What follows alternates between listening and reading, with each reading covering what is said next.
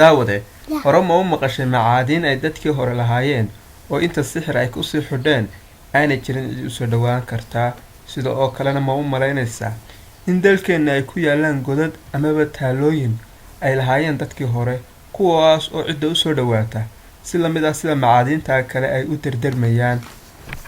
sida aad ka dhadhansan kartid labada weydiimood ee hore waxaynu eegan soo gudbin doonaa barnaamij ku saabsan siliska marduukh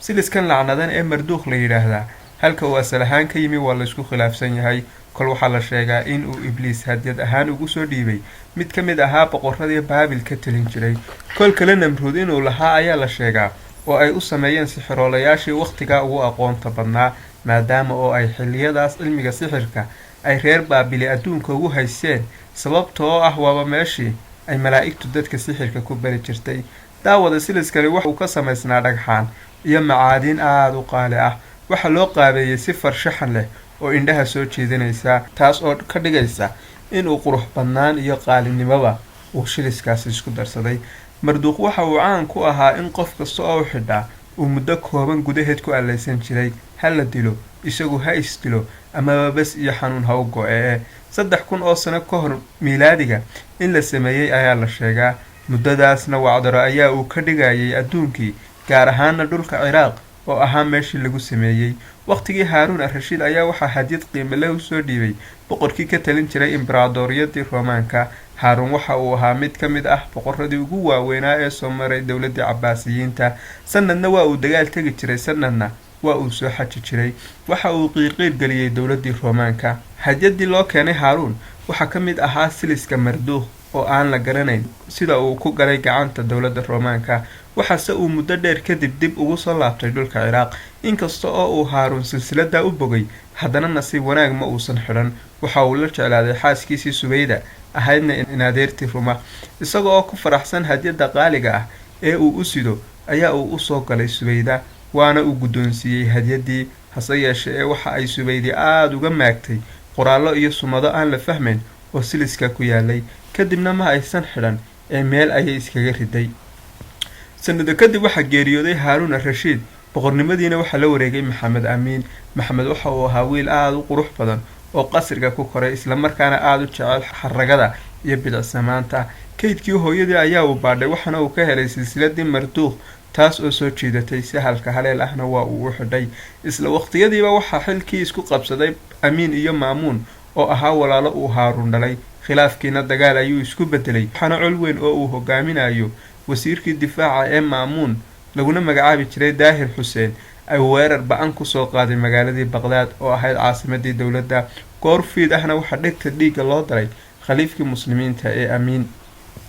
daahir waxa uu isna u bogay siliskii uu xidhnaa amiin inta uu xasaysay ayaa uu meel dhigtay sanado kadibna waa uu xidhay laakiin isla markiiba sun la siiyey ayaa uu u geeriyooday sanado badan kadib shiliskii marduukh waxa uu kasoo muuqday masar oo ay markaa ka taliso shajaratu durri oo ahayd gabadhii ugu horreysay ee muslimad ahayd taas oo ummad u talisa inkasta oo mararka qaar la sheego gabadh hindiyad ahayd in ay ugu horreysay si kastaba ha ahaatee gabadhan shajaratu durri la yidhaahdaa 80 cisho oo keliya ayay talinaysay marduukh ayaa gacanteeda soo galay si bilicdeeda uu kor ugu qaado ayayna qoortow gashatay oo ku xaragootay laakiin iyadiina waa la dilay oo si xun ayaa loo qudhgooyey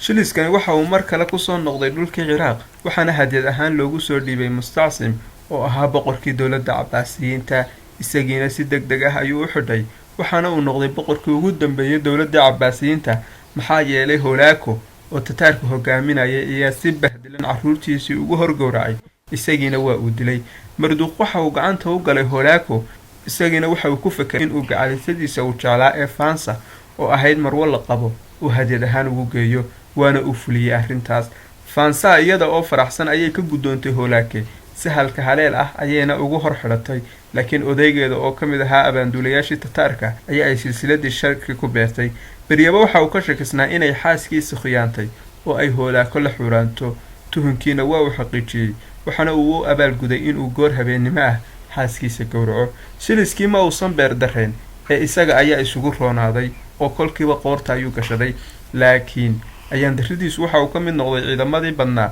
ee tataarka lagaga dilay dagaalkii caynujaaluud ruknudiin qudrus oo ahaa hogaamiyihii weynaa ee dowladii mamaaligta oo ku faraxsan guushii taariikhiga ahayd ee uu gaadhay ayaa loo keenay Siliskii Marduukh waxaana loo sheegay in laga furtay Tataarka. Qudraus waxa uu aad ugu bogay Siliskii waana uu xidhay, laakiin isagoo oo aan gaadhin caasimadiisii ayuu dilay abaanduulihiisii daahir Baybars lagu magacaabi jiray. mar waxa la sheegaa in uu Baybars xidhay Siliskii oo isagana la dilay. kol kalena wariyaasha qaar ayaa tilmaama in uu siiyay abaanduulo ka tirsan ciidankiisii taas oo isagana la dilay. si kastaba ha ahaatee Siliskii waxa uu gacanta u galay boqorkii Faransiiska ee Louiskii sagaalaad sidii uu awalba Marduukh hogaamiyayaasha uu qalbiyadooda u xadi jiray si la mid ah ayuu Louisna u soo jeetay. judhiiba qoorta ayaa uu gashaday waxaana uu u dhintay Louis xanuun daran oo noociisa aan la garanayn mararka qaarna daacun lagu sheego. Siliskii waxa uu gudaha u galay qasrigii Faransiiska looga arrimin jiray. arrinta Siliska lacdanad waxa ku baraarugay sixroolayaashii Faransiiska joogay sida fiinta ayayna uga qeyliyeen. boqoraddii Antakiyo la odhan jiray ayay uga digeen iyaga oo u sheegay in uu dhiigi cab Siliskaas yahay, laakiin midaama dhagama leh hadduu malag dhawaaqayo boqoraddii baaqyadii dhag jalaq uma aysan siin waana ay xidhatay Siliskii. laakiin markii lagu fulinayay xukunkii dilka ahaa ayay ku calaacashay hoogayga bal maan qaato taladii sixroolayaasha oo aan iska tuuro Siliskan lacdanan. Marduukh isaga oo caan ah ayuu baaqi ku ahaa qasrigii Faransiiska waxaana soo qaatay Napoleon Bonaparte oo xaaskiisii hadiyad ahaan u siiyay. iyadiina way diiday maadaama oo ay xogtiisa haysay waxaana la iska dhigay madxaf ku yaala caasimadda. markii dagaalkii labaad lagu jabiyay Faransiiska ayay ciidankii Hitler qaateen waxaana ay iyagiina dhigeen madxaf ku yaala Jarmalka. laakiin waxa ka sii xaday askari la odhan jiray Gorigomba kaasoo xidhay waqti yar gudaheedna isdilay isaga oo jeel ku dhex jira. sanado kadib waxa uu Marduukh ka soo muuqday Mareykanka iyo carwo lagu iibinayo alaabtii qadiimiga ahayd.